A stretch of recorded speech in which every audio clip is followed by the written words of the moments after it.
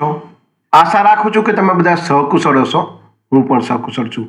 આજે 15 જાન્યુઆરી 2026નું current affair લઈને તમારા માટે હાજર થઈ ગયો છું. તો ચાલો મોડું ન કરતા આજનો વિડીયો શરૂ કરીએ છીએ. એની પહેલાં કહેવા માંગીશ કે ચેનલ પર નવા હો તો સબસ્ક્રાઇબ કરી લેજો. વિડીયો જો પસંદ આવે તો લાઇક કરી દેજો. ભાઈબંધ દોસ્તાર ફેમિલી મેમ્બર સાથે વિડીયો શેર જરૂર કરજો જે પણ ગવર્મેન્ટ એક્ઝામની તૈયારી કરતા હોય. તો ચાલો મોડું ન કરતા આજનો વિડીયો શરૂ કરીએ છીએ. 15 જાન્યુઆરી 2026 કરંટ અફેર.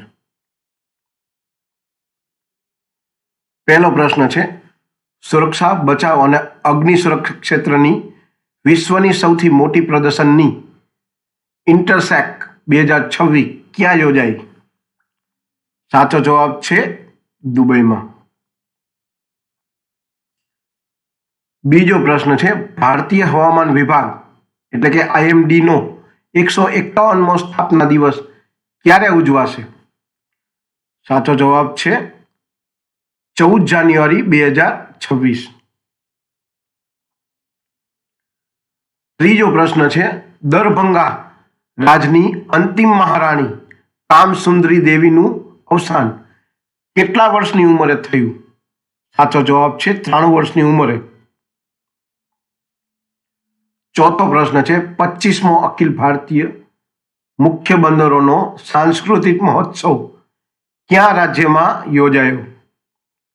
સાચો જવાબ છે ઓડિશા રાજ્યમાં. પાંચમો પ્રશ્ન છે, કોમનવેલ્થના સ્પીકર્સ અને પ્રેસાઇડિંગ ઓફિસર્સનું 28મું સંમેલન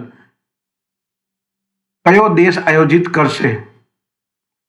સાચો જવાબ છે ભારત. છઠ્ઠો પ્રશ્ન છે, ભારતીયો માટે AI નો સુલભ બનાવવા જીઓ કયું પ્લેટફોર્મ લોન્ચ કરશે?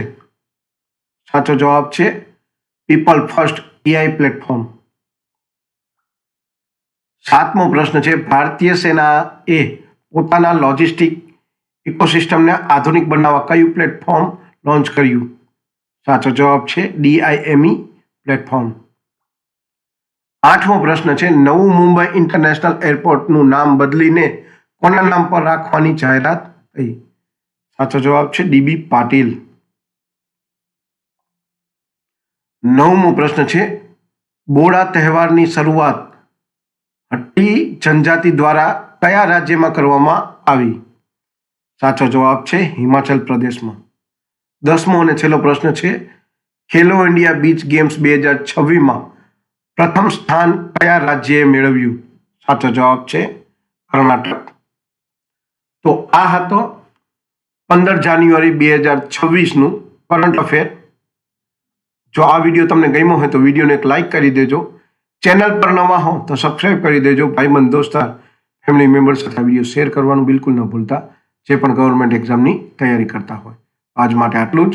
જય હિન્દ, વંદે માતરમ દોસ્તો.